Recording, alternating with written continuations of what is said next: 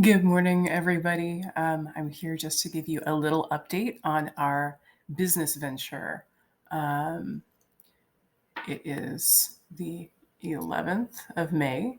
These are my kids' date blocks. Sometimes I wouldn't know what day it was if they didn't keep these up for me because we are so busy around here. Um, but I just wanted to give you a little update. So, people have been kindly donating to our GoFundMe site. And we have been crunching numbers and we have been getting our licenses. We are now an LLC and we have a seller's permit for the state of Wisconsin. So I can now collect and remit sales tax for the state of Wisconsin, which costs $20 for the privilege for 2 years, but we are all legal and ready to go. People have come through for us on our requests for material things that we need for the farmers market and that we need for soap production. One of the great things about doing a venture like this is that you figure out exactly how big of a community you actually have, and you remember how kind people are and how many friends you have. Um, so here we are. We've got the things we need for the farmers market. We are signed up for the farmers market in Barron at Country Lane Market, and we are going to be signed up for the Amory Farmers Market on Saturdays. We haven't decided if we're going to be there for Mondays yet. So those are some decisions we need to work out. We are going to be building some large scale soap molds, and we are going to be making so much soap. A business mentor of ours who runs a soap shop about 5 hours from us says that she keeps 1,000 bars curing at any one time. That's a lot of bars, but that's only 10 batches of 100 bars, and that is completely doable. So we are making our plans for which formulas we think are really superior formulas, which ones have really performed well. Other things that are going on right now, in addition to what you're actually seeing, what I'm posting on social media and to the GoFundMe site. Oh, we are learning so much. There's such a steep learning curve when it comes to starting a business. And it's not the first time that we have done anything that's a little entrepreneurial, but this is the first time that we have gone all in. And thankfully, we have some mentors. We have mentors in the soap business, and we have mentors who are entrepreneurial, and we have mentors in marketing. And um, I think my new thoughts about this whole venture are, in the past, I really tried to do so many things on my own. We're very independent minded people. And I think my new philosophy is that things that succeed because there's a community involved. Um, some of my friends who are involved in this venture have taken on parts of it that I haven't developed the skills in. And their skills are so amazing. They are experts in branding, they are experts in marketing, they are experts in graphic design, they've been doing the entrepreneurial thing for years.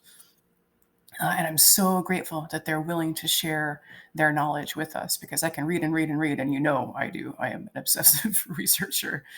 Michael goes a little crazy sometimes because I'm just always reading something, but um, the people that can answer the practical hands-on questions, like when I get to the point like, how many bars of soap do you need to have, because soap has to be curing for several weeks before you can release it. How many bars of soap do I need to have? How many batches do I need to make in advance? This farmers market goes all summer, and then that's in addition to the online store that we're building. Who's our target audience? How do you write a business plan? When you do your profit and loss numbers, what might somebody forget to put into profit and loss numbers? There's a lot of things, especially where goats are involved. Here's the YouTube channel that you were promised. It's obviously very much in the development stage, but we have been requested by a lot of friends, especially friends within our church. We're Orthodox Christians, to develop a YouTube channel that is centered on the homestead and on the soap business and family, and how being an Orthodox Christian makes those things different for us than they would be for other people. There's a million homestead blogs out there. You probably have noticed that. I mean, we watched a lot of them before we started homesteading. In fact, Justin Rhodes, check out Justin Rhodes's channel. He, back when we were living in Milwaukee, when we had only one little baby and we lived in a 2-bedroom apartment and we didn't even have a place for a garden. We grew some stuff in pots on the patio. Justin Rhodes was a channel that we watched. He was doing his homestead things in North Carolina, and Michael and I looked at each other and we said, that looks so great. And then we moved to Malala and we lived in an HOA where you weren't even really allowed to grow tomatoes in your front yard. And we said, well, that's just un-American. And between then and now, we moved all the way out here where we can grow anything we want, including, holy cow, goats and 10 million chickens and broilers and turkeys and an enormous garden to feed our enormous family. So there's a lot of homestead vlogs out there, but there's a massive content gap. I don't know if you've noticed in the Orthodox world, if you're an Orthodox person, you've noticed this probably. If you haven't heard of Orthodoxy, like a lot of Americans haven't, you haven't noticed this, but most Orthodox content on YouTube is clergy, monastics, and live stream church service videos, liturgy videos that cropped up that really multiplied during the pandemic. And those things are all really good and totally worth checking out. But there seems to be kind of a gap in the experience of everyday Christian families who are Orthodox. They're not on YouTube. And I understand why. It is a huge leap to decide that you're going to make your life really public.